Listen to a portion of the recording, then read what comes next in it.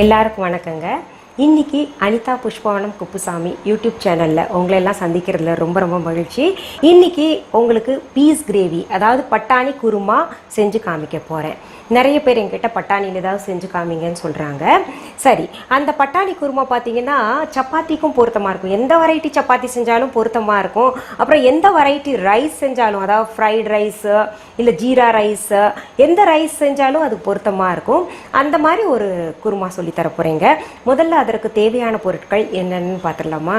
உரிச்ச பட்டாணி 1/4 கிலோ, பெரிய வெங்காயம் பொடி பொடியாக அரிஞ்சது 1, 15 கறிவேப்பிலை இலைகள், 3 பச்சை மிளகாய், 1 டேபிள் ஸ்பூன் பொடி பொடியாக அரிஞ்ச கொத்தமல்லி இலைகள், மிளகாய்த்தூள் 1/2 டீஸ்பூன், மஞ்சள் தூள் 1/4 டீஸ்பூன், பொட்டுக்கடலை 1/2 டீஸ்பூன், கசகசா 1 டீஸ்பூன், கிராம்பு 6, பட்டை ஒரு சின்ன துண்டு, ஏலக்காய் 3, மல்லித்தூள் 1/2 டீஸ்பூன், கரம் மசாலா 3/4 டீஸ்பூன், உப்பு தேவையான அளவு, பூண்டு 6 பல், இஞ்சி ஒரு சின்ன துண்டு, பொடியாக நறுக்கின தக்காளி 1, முந்திரி பருப்பு 1 டேபிள் ஸ்பூன், எண்ணெய் தேவையான அளவு. இப்போ நம்ம செய்முறைக்கு போகலாங்க. பட்டாணி குருமா, அதாவது பீஸ் கிரேவி செய்கிற முறை பார்க்கலாமா? ரொம்ப சுலபமாக இருக்குது. இவ்வளோ பொருள் இருக்கேன்னு கவலைப்படாதீங்க. நீங்கள் இஞ்சியும் இந்த பூண்டு பல் இருக்கு இல்லையா, நான் அது பேஸ்ட் பண்ண போகிறேன். இப்போது நம்ம பாருங்கள், ஒரு பேன் அடுப்பில் வச்சுக்கலாங்க.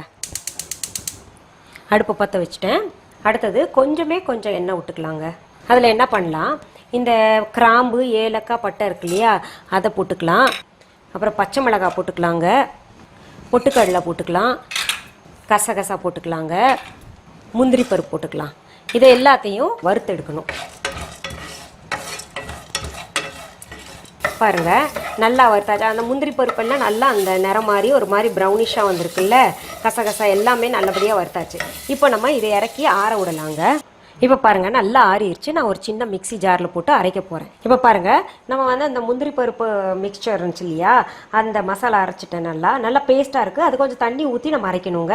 நல்லா பேஸ்ட்டாக அரைச்சி எடுத்தாச்சு. இப்போ அடுத்தது என்னென்னா, நம்ம இந்த பேன் திரும்ப அடுப்பில் வைக்கலாங்க. இப்போ பாருங்கள், நல்லா பேன் சூடாயிடுச்சுங்க. அதில் கொஞ்சம் ஆயில் ஊற்றிக்கலாங்க. பெரிய வெங்காயம் இருக்கு இல்லையா, பொடி பொடியாக நறுக்கி வச்சது, அதை போட்டுக்கலாம். அதுலேயே கருவேப்பிலை போட்டுக்கலாங்க. இதை வதக்கணும். இப்போ என்ன பண்ணலாம், இந்த பூண்டு இஞ்சி பேஸ்ட் இருக்கு இல்லையா, அதையும் போட்டுக்கலாங்க.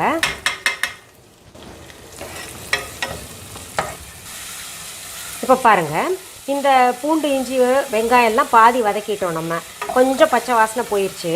அப்போ என்ன பண்ணணும், நம்ம தக்காளியும் சேர்த்துக்கணுங்க. தக்காளி சேர்த்த உடனேயே உப்பு போட்டுக்கலாம். அப்போ தான் குழையும் தக்காளி.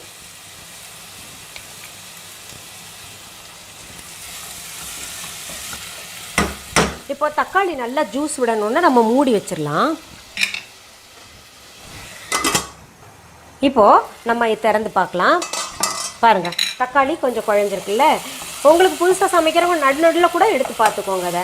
இப்போ நம்ம என்ன பண்ணலாங்க, தக்காளி முழுசாக குழையில இருந்தால் கூட நம்ம என்ன பண்ணலாம், இது போட்டு மறுபடியும் வதக்கலாங்க. இந்த மசாலா அரைச்சி வச்சுருக்கோம் இல்லையா. இப்போ பாருங்கள், அந்த தக்காளி இது எல்லாத்தையும் நல்லா கட்டி பிடிக்காமல் கலந்து விட்டுறணும். கலந்து விட்டு என்ன பண்ணலாம், நம்ம இந்த மஞ்சத்தூள் இருக்கு இல்லையா, அதை போட்டுக்கலாங்க. மிளகாத்தூளும் போட்டுக்கலாம், மல்லித்தூள் போட்டுக்கலாம். கொஞ்சம் தண்ணி ஊற்றிக்கலாம் நம்ம. இப்போ என்ன பண்ணுங்க, இதுக்கு ஒரு பச்சை வாசனை இருக்கும் இல்லையா, அந்த தூளெல்லாம் போட்டோம், அப்புறம் அந்த மசாலா இதெல்லாம் போட்டிருக்கோம்ல, அந்த பச்சை வாசனை போக மறுபடியும் நம்ம மூடி வைக்கணும். இப்போ நம்ம திறந்து பார்க்கலாங்க. மூடி வச்சோம் இல்லையா, அந்த கலவை எப்படி இருக்குன்னு பார்ப்போம். கிரேவிக்கான கலவை நல்லா இருக்கு. நல்லா பச்சை வாசனை போயிடுச்சுங்க.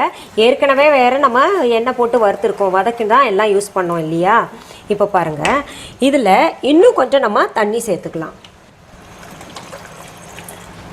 ஏன்னா நம்ம பட்டாணி வேக வைக்கணும் இல்லையா. இப்போ பட்டாணி ஃப்ரெஷ்ஷாக கிடைக்கலன்னா ஒன்று, நான் ஃப்ரெஷ் பட்டாணி பயன்படுத்துகிறேன். கிடைக்கலன்னா ஒன்றும் பிரச்சனை இல்லை. நீங்கள் என்ன பண்ணுங்கள், காஞ்ச பட்டாணி இருக்கு இல்லையா, இரவில் ஊற வச்சுருங்க. ஊற வச்சு காலையில் அது வேக வச்சு அப்புறம் பயன்படுத்துங்க. ஏன்னா அதை அப்படியே பயன்படுத்த முடியாது, இது மாதிரி மென்மையாக இருக்காது இல்லையா. இப்போ பாருங்கள், இந்த பட்டாணி போட்டுடுறேன்.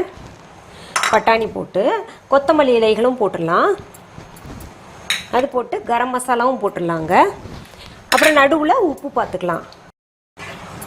இன்னும் கொஞ்சம் தண்ணி சேர்க்குறேன். நான் பொதுவாகவே பார்த்தீங்கன்னா இதில் முந்திரி பருப்புக்கு பதிலாக தேங்காய் சேர்ப்பாங்க.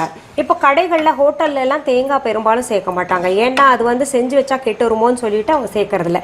இப்போ நம்ம இது வேக போட்டுடலாங்க. மறுபடியும் மூடி வைக்கிறோம். இப்போ நம்ம அடுப்பில் வச்சோம் இல்லையா, எப்படி இருக்குன்னு பார்ப்போம்.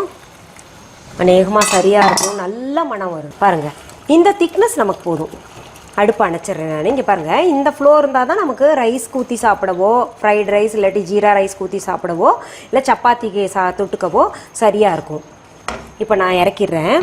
இப்போ பாருங்கள் எவ்வளோ அழகாக வந்திருக்கு பாருங்கள். டிஸ்பிளே பண்ணியிருக்கேன். நான் ஒரு கிட்டத்தட்ட 6 பேர் சாப்பிட்ற அளவுக்கு வந்திருக்குங்க. நான் சொன்ன அளவு பிரகாரம் நம்ம கொஞ்சம் கார்னிஷ் பண்ணிக்கலாம். சரிங்க, உங்களுக்கு இது போன்ற வித்தியாசமான கொஞ்சம் இன்னோவேட்டிவான சமையல் டிப்ஸ் எல்லாம் கிடைக்கணும், எல்லாம் சமைச்சு காமிக்கணும் நீங்கள் நினச்சிங்கன்னா அதுக்கு நீங்கள் எல்லாம் செய்ய வேண்டியது ஒன்று தான். அனிதா புஷ்பவனம் குப்புசாமி யூடியூப் சேனலை சப்ஸ்கிரைப் பண்ணுங்கள். மீண்டும் சந்திக்கலாமா?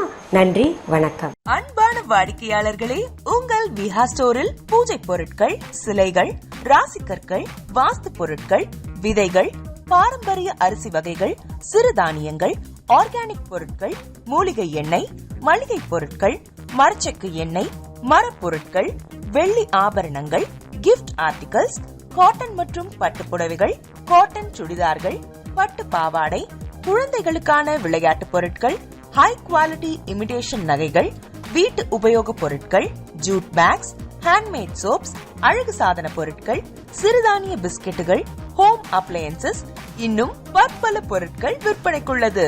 விஹா ப்ராடக்ட்களை நீங்கள் வாங்க விரும்பினால் அது எங்களுடைய viha.online வெப்சைட் மற்றும் சென்னை ராஜா அண்ணாமலைபுரத்தில் உள்ள எங்கள் விஹா ஸ்டோரில் மட்டுமே கிடைக்கும் என்பதை தெரிவித்துக் கொள்கிறோம். வேறு எந்த ஆன்லைன் வெப்சைட்களிலும் விஹா ப்ராடக்ட்கள் விற்பனைக்கு கிடையாது என்பதை நீங்கள் கவனத்தில் கொள்ள வேண்டும்.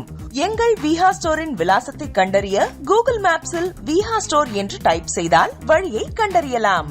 www.viha.online வெப்சைட்டிலும் விஹா ஸ்டோரின் அட்ரஸ் உள்ளது.